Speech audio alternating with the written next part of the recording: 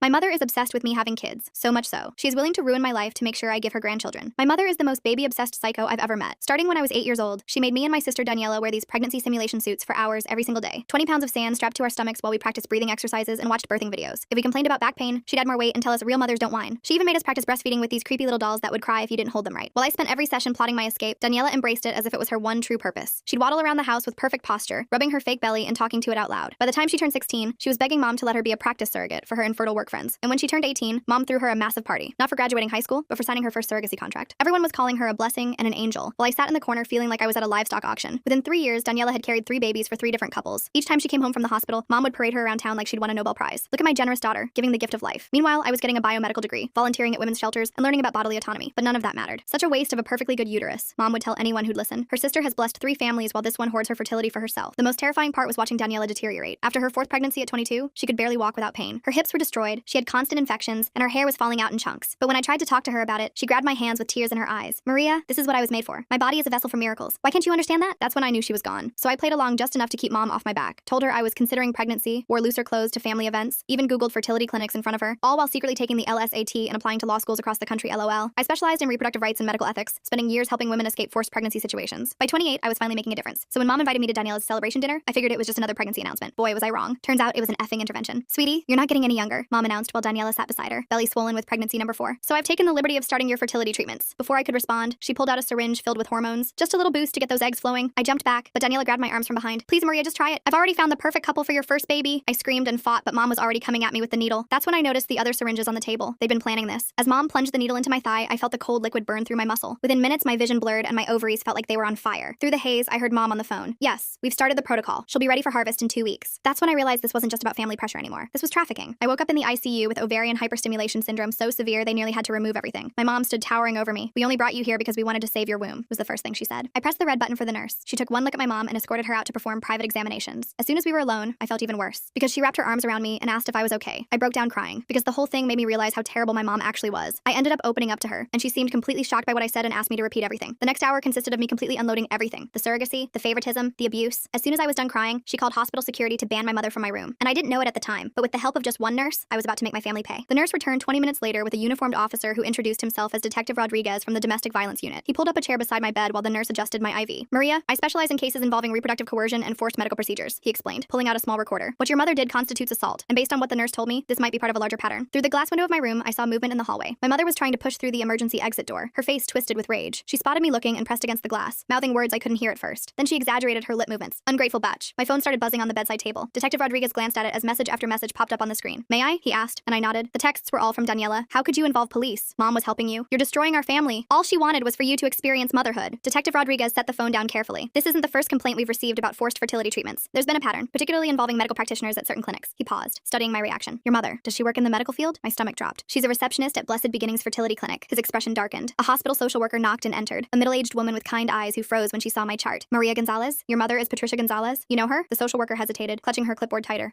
We've had some interactions. Let me get you some resources. She fumbled through her papers, clearly uncomfortable. Detective Rodriguez made notes while I described the intervention dinner. The social worker kept glancing at the door, and I noticed her hands shaking slightly as she handed me pamphlets about domestic violence resources. I need to check something, I said, reaching for my phone. I logged into my medical portal, scrolling through recent documents. There it was, dated 3 months ago, right after I'd casually mentioned to mom that James and I were thinking about our future. My medical power of attorney had been changed to my mother. This isn't my signature, I said, showing them the document. The handwriting was similar to mine, but slanted differently, the way someone might write if they were tracing. Before anyone could respond, a man in an expensive suit strode into the room. I'm representing Patricia Gonzalez. I understand there's been a misunderstanding regarding my client's daughter's medical care. That was fast, Detective Rodriguez muttered. The lawyer smoothed his tie. Maria is clearly suffering from hormone-induced psychosis. Her mother was simply trying to help when Maria became violent. We're requesting an immediate psychiatric evaluation. I'm not psychotic, I protested. The hormones in your system suggest otherwise. Ovarian hyperstimulation can cause severe mood disturbances, paranoia, even hallucinations. The hallway suddenly filled with noise. Daniela appeared with 5 small children clinging to her maternity dress. Aunt Maria needs help, she announced loudly to anyone who would listen. She's been struggling with jealousy issues for years. Hospital security arrived, trying to maintain order as the children started crying. Daniela bounced the youngest on her hip while rubbing her pregnant belly with her free hand. I grabbed my phone to call my law firm, needing backup. The receptionist answered on the second ring. Oh, Maria, your mother called earlier. She explained about your situation. Don't worry, we're handling your caseload while you recover. What? No, I'm fine. I need to speak to... The partners think it's best if you focus on getting better. Your mother said the breakdown was quite severe. I hung up, my hands trembling. Through the window, I watched my mother pull something from her purse, showing it to her lawyer. Keys, my apartment keys, my car keys. She started reciting something, and though I couldn't hear her, I recognized the pattern. She was listing my work schedule. Monday, she has court at 9. Tuesday is client meetings until 6. Wednesday, she volunteers at the women's shelter. The lawyer nodded along, taking notes. James burst through the door, still in his work clothes. Maria, I got your text. But Daniela intercepted him him in the hallway, placing a manicured hand on his arm. I couldn't hear what she was saying, but I saw her gesture toward me, then touch her temple in the universal sign for crazy. She pulled out her phone, showing him something on the screen. The nurse who'd been helping me earlier returned with a plastic bag. "These are the belongings you came in with," she said, but her expression was troubled. She pulled out several glossy brochures from Blessed Beginnings Fertility Clinic. "Those aren't mine," I said immediately. She unfolded one of the brochures. Inside was a consent form for egg retrieval, dated last week. The signature matched the one on my power of attorney document. The hospital administrator appeared in the doorway, a thin woman with a practiced smile. "Given the circumstances and the family's concerns, we think it might be best to transfer Maria to our psychiatric ward for a full evaluation, just as a precaution." Through the glass, my mother smiled. Detective Rodriguez stood up. "She's not going anywhere without a court order." "Of course," the administrator said smoothly. "We're simply considering all options for Maria's well-being." My phone buzzed again. This time it was my law school mentor, Professor Chen. "Just got off the phone with your mother. She's very concerned about your pregnancy delusions. Said you've been fixating on having a baby, but your body won't cooperate. Is everything okay?" I wanted to scream. Every avenue of my life was being systematically poisoned. I looked at Detective Rodriguez, then at the social worker who still wouldn't meet my eyes, then at James in the hallway with Daniela still whispering in his ear. "The evaluation," I said suddenly. "I'll do it. I'll prove I'm competent." The lawyer smiled. "Excellent. Dr. Margaret Whitfield will perform the evaluation. She's the best in the state." The name sounded familiar. Then it hit me. Mom's Book Club. Dr. Whitfield had been coming to our house for monthly meetings for over a decade, but it was too late to take it back. The administrator was already making arrangements, and my mother's smile through the glass had turned triumphant. The nurse squeezed my hand as she checked my IV one more time. She leaned close, pretending to adjust my pillow. "Whatever happens, don't sign anything else," she whispered. "And check your phone's location settings. Someone's been tracking you." As everyone filed out to make arrangements for my evaluation, I noticed something else. Daniela was showing James her phone again, and this time I caught a glimpse of the screen. It was a text conversation, but not recent ones. These were from 2 years ago, when James and I had first started dating, and I'd mentioned that maybe someday, far in the future, we might want kids. She was building a case that I'd always wanted children, that this was all my own frustrated desire manifesting as paranoia. And from the look on James's face, it was working. The psychiatric evaluation was scheduled for tomorrow morning. As I lay in that hospital bed, watching my mother orchestrate my destruction through a pane of glass, I realized the true horror of my situation. She'd been planning this for years, waiting for the perfect moment to spring her trap, and I'd walked right into it. The psychiatric evaluation was set for 8 a.m. I spent the night rehearsing answers in my head, trying to anticipate Dr. Whitfield's questions. The nurse from earlier shift had slipped me a sedative, whispering that I'd need rest to appear stable, but sleep wouldn't come. Every time I closed my eyes, I saw my mother's triumphant smile through that glass. Around 3 a.m., my phone lit up with an Instagram notification. Daniela had posted a photo from last month's family dinner. There I was, slumped in my chair, eyes glazed. The caption read, "Praying for my sister's fertility journey. Some women struggle more than others to accept their maternal calling." Posted 3 weeks ago, but I was just seeing it now. The comments were full of sympathy for her and concern for me. I scrolled through her feed with growing horror. She'd been documenting my journey for months. Photos of me at family gatherings, always looking tired or distracted, captions about my baby fever and fertility struggles. In one video, I was playing with her youngest daughter, and Daniela had added text overlay. "She'll be such a good mom when she stops fighting nature." My work email pinged, then pinged again and again. I opened it to find my inbox flooded with messages. The subject lines made my blood run cold. "Thinking of you during this difficult time. Take all the time you need. Your health comes first." My mother had sent an email to my entire firm from my account. I read it with shaking hands. "Dear colleagues, I'm writing to inform you that I'll be taking an indefinite leave of absence to address some personal health matters. As many of you know, I've been struggling with fertility issues and the emotional toll has become overwhelming. My family is helping me get the treatment I need. Please redirect all urgent matters to the managing partners. Thank you for your understanding during this difficult time. Maria." The timestamp showed it was sent at 2:47 a.m. While I was lying here wide awake, I tried to log into my work account to send a retraction, but my password had been changed. My hands fumbled with the password reset, but the recovery email had been switched to one I didn't recognize. My mother had locked me out of my own professional life. 3 of my clients had already responded with supportive messages. Women I'd helped escape abusive situations, now believing I was having a mental health crisis. One wrote, "I always sensed you carried deep pain about motherhood. Please don't let it consume you like it almost consumed me." The irony made me want to vomit. By 6 a.m., the psychiatric ward's morning shift was arriving. I watched through my door's window as staff members whispered to each other, glancing in my direction. News traveled fast in hospitals. They all knew I was the woman who'd attacked her mother for trying to help with fertility treatments. A breakfast tray arrived, but I couldn't eat. My hands shook too badly to hold the plastic spoon steady. When I tried to drink the juice, I noticed a bitter aftertaste and set it down immediately. After what I'd learned about the drugging at family dinners, I couldn't trust anything. Detective Rodriguez arrived at 7:30, looking exhausted. "I've been investigating all night," he said quietly, pulling his chair close. "Your mother's name appears in several concerning patterns at that fertility clinic. But Maria," he hesitated, "the evidence is complicated. She's been very careful to make everything look like loving family support." "What kind of patterns?" I asked. "Young women, mostly from troubled backgrounds, who suddenly decide to become egg donors or surrogates after meeting with clinic staff. Your mother often handles their intake paperwork." He showed me a folder. "But here's the problem. They all sign consent forms. They all pass psychological evaluations. On paper, everything looks legitimate, because the system is designed to protect the clinic, not the women," I said. He nodded grimly. "I need more evidence to build a case. But right now, I'm more concerned about getting you through this evaluation safely." Dr. Whitfield arrived precisely at 8 a.m., carrying a leather briefcase and wearing a sympathetic smile that didn't reach her eyes. She was exactly as I remembered from Mom's book club meetings. Silver-haired, professionally dressed, with reading glasses on a pearl chain. "Maria, dear," she said warmly, "your mother has told me so much about your struggles." Detective Rodriguez started to object, but she held up a manicured hand. "I'm afraid this evaluation must be conducted privately. Standard protocol." "I'm staying," he said firmly. "Then I'll have to note in my report that the patient required police supervision, which suggests violent tendencies." Her smile never wavered. "Your choice, detective." He looked at me, jaw clenched. I nodded slightly. We both knew she'd already made up her mind about her report. Having him removed would just give her more ammunition. After he left, Dr. Whitfield settled into the visitor's chair and opened her briefcase. Inside, I glimpsed what looked like completed forms. The evaluation results, already written. "Now then," she began, pulling out a tablet. "Let's talk about your relationship with motherhood." For the next hour, every question was a trap. When I explained I'd chosen career over children, she typed notes about defensive rejection of femininity. When I mentioned helping women escape reproductive coercion, she murmured about projection of internal conflicts. When I tried to tell her about the forced injection, she asked if I often felt persecuted by maternal figures. "Your mother mentioned you've been playing with dolls recently," she said, studying me over her glasses. "What? No, I haven't. She found them in your apartment. Baby dolls, hidden in your closet." She showed me a photo on her tablet. 3 dolls I'd never seen before, tucked behind my winter coats. It's quite common for women experiencing fertility grief to regress to childhood coping mechanisms. I stared at the photo, my mind racing. The dolls were positioned carefully, blurry, as if someone had staged them. One was holding a tiny bottle. Another had a miniature diaper bag. The third was wrapped in a blanket that looked handmade. Those aren't mine, I said. Denial is also common, Doctor. Whitfield replied, typing rapidly. Maria, there's no shame in wanting children, but when that desire becomes so overwhelming that you lash out at family members trying to help, she injected me with fertility hormones against my will. She tried to give you a vitamin supplement, according to witnesses. You became violent and had to be restrained. She tilted her head sympathetically. The mind can play tricks when we're under stress. Sometimes we misinterpret loving gestures as attacks. My phone buzzed. A notification from my bank. A large withdrawal from my savings account. When I tried to check it, Dr. Whitfield reached over and gently took the phone. Let's focus on our conversation, she said, placing it in her briefcase. Tell me about your jealousy toward Daniela. I'm not jealous of my sister. 7 successful pregnancies, a loving family, the admiration of your community. She leaned forward. Meanwhile, you've dedicated your life to preventing other women from experiencing motherhood. Don't you see the connection? Every protest I made was twisted into evidence of my instability. By the time she finished, she painted a picture of a woman so consumed by fertility grief that she'd constructed an elaborate persecution fantasy, rather than admit her own desires. I'm recommending a 72-hour hold for observation, she announced, closing her tablet. With continued therapy, I believe we can help you work through these delusions. You can't do this, I said. I know my rights. Of course you do, dear. You've spent years studying law to compensate for what you perceive as your feminine failures. She stood, smoothing her skirt. The hold begins immediately. Psychiatric transport will be here within the hour. After she left, I grabbed the room's phone to call someone, anyone, but who? My firm thought I was having a breakdown. My boyfriend was being poisoned against me by my sister. My bank accounts were being drained. Even my mentor had been reached by my mother's campaign. The transport team arrived while I was still holding the dead phone. 2 orderlies with kind faces and firm grips. They spoke to me like I was fragile, dangerous, unpredictable. The nurse who'd helped me earlier was nowhere to be seen. As they prepared me for transport, I saw my mother in the hallway. She was talking to Dr. Whitfield, occasionally dabbing at her eyes with a tissue. The concerned mother, bravely handling her daughter's mental health crisis. Other staff members patted her shoulder sympathetically. The psychiatric ward was in a separate building, connected by an underground tunnel. The fluorescent lights hurt my eyes as they wheeled me through. The orderly pushing my wheelchair hummed tunelessly. The sound echoed off the concrete walls, mixing with the squeak of wheels and the distant clang of doors. My new room was small and sterile. White walls, a narrow bed with restraint straps visible, a small window with reinforced glass. They gave me paper scrubs to wear and took my belongings for safety reasons. The nurse doing intake was young, efficient, and clearly uncomfortable. Any history of mental illness? She asked. Number of sewer slide attempts? Number of violent episodes? No. Wait, they're saying I attacked my mother, but I'll put down one recent episode. She typed quickly. Dr. Whitfield's orders say you're to have no visitors except family for the first 24 hours. No phone calls. It's for your own stability. That's illegal. I have the right to contact my lawyer. She bit her lip. I'll have to check with the attending physician about that. But the attending physician was conveniently unavailable, as were the patient advocates, the ward administrator. Everyone who might help was somehow unreachable. I was trapped in a bureaucratic maze designed to look like treatment. My mother arrived that afternoon with a suitcase. I brought you some comfortable clothes, she announced, setting it on the bed, and some photos of Daniela's babies. I thought they might help you remember what we're working toward. She unpacked methodically. Maternity clothes, all in my size. Prenatal vitamins, a journal titled My Fertility Journey, with the first several pages already filled out in handwriting that looked almost like mine. Photos of babies I'd never met, labeled with names like your nephew and your godson. The retrieval is scheduled for next week, she said conversationally, hanging up a dress clearly designed for a pregnant woman. Dr. Martinez at the clinic is very optimistic about your egg quality. 28 is still young enough for excellent results. I'm not consenting to egg retrieval. Of course not, dear. Not in your current state. She smoothed the dress on its hanger. That's why I've petitioned for temporary medical conservatorship, just until you're thinking clearly again. She pulled out a folder thick with documents. Legal forms, medical papers, psychiatric evaluations. My signature on half of them, forged but convincing. A paper trail stretching back months, documenting my supposed descent into fertility obsession. Your work friends have been so supportive, she continued. Several have written letters for the conservatorship hearing. They've noticed your preoccupation with pregnancy for some time, apparently. All those pro bono cases for pregnant women, they thought you were working through something personal. I watched her redecorate my psychiatric room into a nursery in waiting. She'd brought a small ultrasound photo in a frame, labeled Baby Gonzalez with next month's date, a mobile with tiny elephants, a book about pregnancy nutrition, each item carefully chosen to support her narrative. Daniela sends her love, Mom said, pulling out her phone. She's been so worried about you. She showed me a video. Daniela in a hospital bed, surrounded by flowers, cradling her newest baby. Hi, Maria, my sister said to the camera, her voice weak but warm. I just wanted you to know that I love you. And when you're ready, there's a wonderful couple waiting to give your babies all the love in the world, just like mine are getting. Don't fight this, okay? Let Mom help you. She only wants what's best. The baby in her arms started crying. Daniela winced as she adjusted her position, and I saw the flash of pain across her face. The camera shook slightly. Whoever was filming had noticed too. Then the video cut off. She's so brave, Mom said, tucking the phone away. 5 pregnancies now, and she never complains, unlike some people. A commotion in the hallway interrupted her. Raised voices, then the sound of security being called. Through the small window in my door, I saw the nurse who'd helped me in the ICU being escorted out by security. She was carrying a box of personal items, her face flushed with anger. My mother followed my gaze and smiled. Oh yes, she was let go this morning. HIPAA violations, I heard. Sharing patient information without authorization. Such a shame. She seemed like a nice girl. The message was clear. Anyone who helped me would pay the price. After Mom left, I tried to sleep but couldn't. The bed was too firm, the room too bright, the sounds of the ward too unsettling. Someone down the hall was crying. Another patient kept asking for their mother. The night nurse did checks every hour, shining a flashlight through the window. Around midnight, a different nurse slipped into my room. She was older with graying hair and tired eyes. I don't have long, she whispered, but I knew your nurse friend. She asked me to give you this. She pressed a small piece of paper into my hand. A phone number, nothing more. Call it when you can, she said. Not from here. They monitor the ward phones, but when you get out, she glanced nervously at the door. There are more of us than you think. Women who've seen what happens at that clinic. We've been too scared to speak up. She left as quickly as she'd come. I memorized the number and then tore the paper into tiny pieces, flushing them down the toilet. Evidence of conspiracy, my mother would call it. Proof of paranoid delusions, Dr. Whitfield would say. The next morning brought group therapy. 6 women in a circle, sharing their struggles. The therapist, a young man with an earnest face, encouraged us to explore our relationships with femininity. When my turn came, I stayed silent. Anything I said would be documented, twisted, used against me. Maria is working through some fertility grief, the therapist explained to the group. Sometimes that manifests as rejection of traditional female roles. One of the other women, barely out of her teens, looked at me with sympathy. I get it, she said. I used to think I didn't want kids either, but therapy helped me realize I was just scared of not being good enough. I wanted to scream that not wanting children was a valid choice, that femininity wasn't defined by reproduction, that I was here because I'd helped too many women escape exactly this kind of pressure, but I just nodded and let them draw their own conclusions. Lunch was in a common room with barred windows. I picked at the food, still paranoid about substances. My table mate, an older woman with hollow eyes, leaned over conspiratorially. "First time?" she asked. I nodded. "Word of advice, agree with everything they say. Fastest way out is through compliance." She stirred her pudding absently. "I've been here 6 times. Keep fighting my daughter about custody of my grandkids, but this time I'm gonna play along. Tell them I understand boundaries, accept my role." Her laugh was bitter. "Whatever gets me out, right?" That afternoon, I had individual therapy with Dr. Whitfield. She'd set up a permanent office on the ward to better serve my patients. The walls were covered with inspirational posters about motherhood and healing. "Your mother tells me you were asking about the retrieval procedure," she began. I wasn't. "It's natural to be curious. Many women find that understanding the medical process helps alleviate their fears." She pulled out a brochure from Blessed Beginnings. "The clinic has an excellent success rate, and the couple your mother has selected is just lovely. He's a doctor, she's a teacher. They've been trying for 5 years. I'm not donating my eggs." "Of course not. You're donating the possibility of life. There's a difference." She made a note on her pad. "Maria, I want you to try something. Close your eyes and imagine holding your biological child. Even if another woman carries them, they'll still be yours in the way that matters." I kept my eyes open, staring at her diplomas on the wall, all from respectable institutions, all legitimate. This wasn't some back alley operation. It was a fully licensed psychiatrist in an accredited hospital doing exactly what the system allowed her to do. "Resistance is normal," she continued, "but I think deep down, you know your mother is right. You've spent so many years fighting your nature that you've convinced yourself the fight is the purpose. But what if you just let go?" James came during visiting hours, but I was told family only. Daniela arrived instead, moving slowly, one hand supporting her belly. She'd brought her 5 children, who fidgeted uncomfortably in the sterile visiting room. "Aunt Maria is sick," she told them, "but she's getting better." The oldest, a girl about 6, studied me solemnly. "Grandma says you're going to have babies soon too." "That's right, sweetheart," Daniela said before I could respond. "Aunt Maria just needs some help remembering how much she wants them." She'd brought photos from our childhood, the 2 of us with those horrible pregnancy suits, but she'd edited them somehow. In these versions, I was smiling, playing along, happy. "Remember how you used to name your pretend babies?" she asked. "You had a whole list. Emma, Sophia, little James Jr. if it was a boy." "That was you," I said quietly. "Those were your names." "No, Maria." She pulled out a notebook, weathered and familiar. My childhood diary. She opened it to pages I didn't remember writing. Lists of baby names and handwriting that looked like mine but wasn't. "See? You've always wanted this. The stress just made you forget." The children watched our exchange with wide eyes, learning, absorbing, seeing how Aunt Maria was being helped to remember her true purpose. The oldest kept glancing at her mother's swollen belly, then at my flat stomach, confusion clear on her face. After they left, I found myself in the bathroom, staring at my reflection. The fluorescent lights made me look pale, hollow, like the other women on the ward. I wondered how many of them were here for similar reasons, how many had fought too hard against expectations and ended up labeled as crazy. That evening, there was an incident. A new patient, young and terrified, had been brought in screaming about being forced to have a baby. Security had to restrain her while nurses administered sedatives. Through my cracked door, I heard fragments of her story. Religious parents, pregnancy pact, escape attempt. By morning, she was calm, compliant, sitting in group therapy talking about how she'd misunderstood her family's love. "Sometimes we perceive care as control," the therapist said, nodding approvingly. "But with medication and therapy, we can learn to accept support." I watched her carefully, the slight tremor in her hands, the delayed responses, the way she agreed with everything, even contradictory statements. They'd medicated her into submission, and everyone pretended it was healing. My own medication arrived with breakfast, just to help with the anxiety, the nurse explained. I recognized the pills, mild sedatives, nothing too serious. But I knew they were just the beginning. Refuse too long, and they'd find reasons for stronger interventions. I palmed the pills, pretended to swallow. Later, I'd flush them like the phone number, but I couldn't keep this up forever. Eventually, they'd do mouth checks, inject medications, find ways to ensure compliance. The conservatorship hearing was in 3 days. Dr. Whitfield assured me it was just a formality, and that I didn't need to attend. "Your mother will handle everything. You just focus on getting better." But I knew what that hearing meant. Once she had conservatorship, she could consent to anything on my behalf. Egg retrieval, hormone treatments, even forced pregnancy if she found a suitable way to frame it as therapeutic. That night, I lay awake planning. Not escape, that would only prove my instability, but compliance. Strategic, calculated compliance that might get me released before the hearing. I'd have to become what they wanted to see. A woman who'd accepted her true desires, who understood her mother's love, who was ready to embrace motherhood. The performance would have to be perfect. One slip, one moment of resistance, and I'd be here indefinitely. But if I could convince them I'd had a breakthrough, shown proper gratitude for their help, maybe, just maybe, I could get out in time to fight the conservatorship. I thought about all the women I'd helped over the years, how many had been in similar positions, trapped by family expectations, medical systems, legal frameworks that prioritized reproduction over autonomy. I'd fought for them in courtrooms and shelters. Now I had to fight for myself with the only weapons left, manipulation and lies. The irony wasn't lost on me. To prove I was sane, I had to act crazy. To maintain my autonomy, I had to surrender it. To escape my mother's control, I had to embrace everything she wanted me to be. Tomorrow, I'd start my performance, cry in therapy about my empty womb. Thank Dr. Whitfield for helping me see the truth. Ask Daniela for advice about egg donation. Let my mother dress me in those maternity clothes and tell her how right they felt. Every word would burn. Every gesture would betray everything I believed. But it was the only way out that didn't involve a needle in my arm and stirrups in an operating room. The night nurse did her check, flashlight sweeping across my face. I kept my breathing even, feigning sleep. Down the hall, someone was crying again, or maybe still. In places like this, the crying never really stopped. 3 days. I had 3 days to convince them I was cured of the terrible affliction of not wanting children. 3 days to perform the most important act of my life. The real tragedy was that I knew I could do it. Years of watching Daniela had taught me exactly what to say, how to act, what they wanted to see. I could become the perfect patient, grateful for their intervention, eager to fulfill my biological destiny. And maybe that was the worst part. Not that they were trying to break me, but that I knew exactly how to let them think they'd succeeded. The next morning, I woke with newfound determination. During group therapy, I raised my hand for the first time. "I think I understand now," I said, letting my voice crack. "All these years, I've been running from what I really wanted." The therapist leaned forward eagerly. "Tell us more, Maria." I described a fabricated dream about holding a baby, watching the other women nod knowingly. When Dr. Whitfield arrived for our session, I was ready. "I want to apologize," I began, twisting my hands in my lap. "You were right. I've been using my career to avoid facing my fertility grief." She practically glowed. "This is wonderful progress, Maria." For the next hour, I fed her exactly what she wanted to hear. How jealous I'd been of Daniela's pregnancies. How my work with reproductive rights was really about controlling what I couldn't have. By the end, she was typing furiously, documenting my breakthrough. "I think we should tell your mother," she said. "She'll be so relieved." When Mom arrived that afternoon, I was wearing one of the maternity dresses she'd brought. The fabric hung loose on my frame, but I kept rubbing my flat stomach the way I'd seen Daniela do countless times. "Oh, sweetie," Mom Mom said, tears in her eyes. You look so natural. I let her hug me, fighting the urge to push her away. I'm sorry I fought you, I whispered. You were just trying to help. She pulled back, studying my face. For a moment, I thought she saw through the act. Then she smiled and pulled out her phone. Daniela needs to hear this, she said, already dialing. I spent the rest of the day performing, asking Mom about the egg retrieval process, looking at photos of the couple who wanted my eggs, even practicing breathing exercises from those horrible childhood sessions. Dr. Whitfield was so impressed that she mentioned possibly expediting my release. If you continue showing this level of insight, we might not need the full 72 hours. That night, I couldn't sleep. Tomorrow was crucial. I needed to maintain the performance while somehow getting access to a phone or computer. The conservatorship hearing was in 2 days, and I had to find a way to contest it. The next morning brought a surprise. James arrived during visiting hours, and this time they let him in. He looked exhausted, conflicted. Your mom said you're doing better, he said carefully. I wanted to scream the truth, but I knew they were probably monitoring us. Instead, I reached for his hand. I've been so confused, I said, but I'm starting to understand what I really want. He studied my face, and I tried to communicate silently. His eyes widened slightly. Did he understand? Maybe when you get out, we can talk about our future, he said slowly. I'd like that, I replied, squeezing his hand 3 times. Our old signal for play along. After he left, I felt a spark of hope. Maybe he hadn't completely bought Daniela's lies. That afternoon, I convinced the ward staff to let me use the computer in the day room to research fertility options. Instead, I quickly logged into my email through a web browser. My password still worked on my personal account. I fired off a message to a colleague who specialized in conservatorship law, keeping it vague but urgent. Then I checked my bank accounts. More money had been withdrawn. At this rate, I'd be broke within a week. Finding good information? A nurse asked, approaching. I quickly switched tabs to a fertility clinic website. Just learning about the process, I said brightly. She smiled and moved on. I had maybe 5 more minutes before someone got suspicious. I navigated to the court website and found the conservatorship filing. My mother had claimed I was gravely disabled due to fertility-related psychosis. The hearing was scheduled for tomorrow at 2 p.m. I memorized the case number and courtroom, then cleared the browser history. If I could just get released in the morning, I might make it to court. That evening, Dr. Whitfield called an emergency session. My stomach dropped. Had they discovered my computer use? Your mother told me you've been asking about specific fertility clinics, she said. I'm so pleased with your progress that I'm recommending immediate release. I blinked. Really? You'll need to continue outpatient therapy, of course, but I think you're ready to take the next steps in your journey. She smiled. Your mother has already made an appointment at Blessed Beginnings for tomorrow afternoon, the same time as the conservatorship hearing. That's wonderful, I managed to say. I was released the next morning at 9 a.m. Mom was waiting with a bouquet of flowers and a gift bag. I bought you some prenatal vitamins, she said, handing me the bag. Just to prepare your body. I smiled and accepted them, already planning my next move. Mom, I need to stop by my apartment first. Change clothes, feel normal again. Her smile faltered. Oh, but we have appointments. Please, I said, channeling Daniela's manipulation tactics. I want to look my best when we go to the clinic. This is such an important day. That worked. She drove me to my apartment, though she insisted on coming inside. While she waited in the living room, I locked myself in the bathroom and called the colleague I'd emailed. Maria, I got your message. The hearing is at 2 p.m., right? I'll be there. I can't make it, I whispered. My mother will have me at the fertility clinic. Can you file an emergency motion? Without you present, it's harder, but I have evidence, I interrupted. Check my work email. Password is, I gave her my credentials. There's a folder labeled personal. Everything's there. I hung up as Mom knocked on the door. Everything okay, sweetie? Just nervous. I called back. I emerged to find her rearranging my bookshelf, removing my law texts and replacing them with pregnancy guides she'd brought. Much better, she said. Now, let's get you changed. She'd brought an outfit, a flowing dress that suggested fertility and femininity. I put it on, playing the part. We arrived at Blessed Beginnings at 1:30. The waiting room was full of hopeful couples and young women who looked vaguely disconnected. I recognized the look from my years of advocacy work. Patricia, a nurse greeted my mother warmly. And this must be Maria. We've heard so much about you. They whisked me back for preliminary testing, while Mom filled out paperwork. The nurse chattered about success rates and happy families while drawing my blood. Your mother says you're eager to help a special couple, she said. Very eager, I lied. At 2:15, I asked to use the bathroom. Instead, I slipped out a side door and called a rideshare. The courthouse was only 10 minutes away. I burst into the courtroom at 2:25. The judge was already speaking, my mother at the petitioner's table with her lawyer. My colleague stood at the respondent's table, looking relieved to see me. Your Honor, she said quickly, my client has arrived. Mom's face went white, then red. She's supposed to be at the clinic. Interesting, the judge said dryly. Ms. Gonzalez, are you here of your own free will? Yes, Your Honor, and I'd like to contest this conservatorship petition. The next hour was brutal. Mom's lawyer presented Dr. Whitfield's evaluation, the psychiatric hold, my confession of wanting children. But my colleague countered with the evidence I'd gathered, the forged signatures, the timeline of Mom's planning, the pattern of coercion at the clinic. Your Honor, I said when given the chance to speak, I don't have fertility grief. I have a mother who's built her entire identity around her daughter's reproductive capacity. She drugged me, forged documents, and orchestrated an elaborate campaign to destroy my credibility when I refused to participate in her breeding agenda. Mom started crying. I just wanted grandchildren. Is that so wrong? You have 5 grandchildren, I pointed out. Through Daniela, who can barely walk anymore because of what you've done to her body. She chose that life, did she? Or did you condition her from age 8 to believe she had no other value? The judge called for order. After reviewing the evidence, including the hair follicle test results my colleague had subpoenaed, he made his decision. The petition for conservatorship is denied, he said firmly. Furthermore, I'm issuing a restraining order. Ms. Patricia Gonzalez, you are to have no contact with your daughter Maria. Mom wailed. Her lawyer whispered urgently in her ear, but the decision was final. As we left the courthouse, I saw Daniela in the parking lot, struggling to get out of her minivan with her swollen belly. She'd brought all 5 children. How could you? She called out. Mom loves us. She loves what our bodies can do for her, I replied. There's a difference. The oldest child, the 6-year-old girl, tugged on Daniela's dress. Mommy, why is Grandma crying? Daniela didn't answer. She couldn't. Because how do you explain to a child that they're being groomed for the same fate? I walked away, my colleague beside me. What now? She asked. Now I file a complaint with the medical board about Blessed Beginnings, I said, and I start documenting everything for the civil suit. What about your sister? I looked back at Daniela, still standing by her van, children clustered around her like shields. I can't save someone who doesn't want to be saved, but maybe I can protect her daughters. That evening, James came to my apartment. We sat on my couch, the same one where Mom had probably planted those dolls, and talked for hours. I almost believed them, he admitted. The texts, the photos, the stories, it all seemed so real. That's how good manipulators work, I said. They take a grain of truth and build a mountain of lies. He stayed the night. Not romantically, neither of us were ready for that. But having someone there who believed me, who saw through the gaslighting, made me feel human again. The next few weeks were a blur of legal filings. Therapy, real therapy, not Dr. Whitfield's manipulation, and slowly reclaiming my life. My firm welcomed me back after I explained the situation. Several of my clients reached out, apologizing for doubting me. The investigation into Blessed Beginnings revealed what I'd suspected, a pattern of targeting vulnerable women, often referred by concerned family members like my mother. The clinic was shut down pending review. Mom tried to contact me through flying monkeys, mutual acquaintances, distant relatives, even my childhood priest. Each time, I documented it for the restraining order file. Daniela gave birth to her 6th child 6 weeks later. I heard through the grapevine that there were complications, bad ones. She survived, but barely. The doctors told her no more pregnancies. I wanted to feel vindicated, but I just felt sad. She was my sister, despite everything. And now she was facing the reality of a body destroyed in service of someone else's vision. 3 months after the conservatorship hearing, I got a call from an unknown number. I almost didn't answer, but something made me pick up. Aunt Maria? A small voice said. It's Emma, Daniela's oldest daughter. Hi, sweetheart, I said carefully. Is everything okay? Mommy's sick again, and Grandma keeps talking about when I'm older and can have babies. Her voice dropped to a whisper. I don't want to be like Mommy. My heart broke and soared simultaneously. You don't have to be, Emma. You can be whatever you want. Can I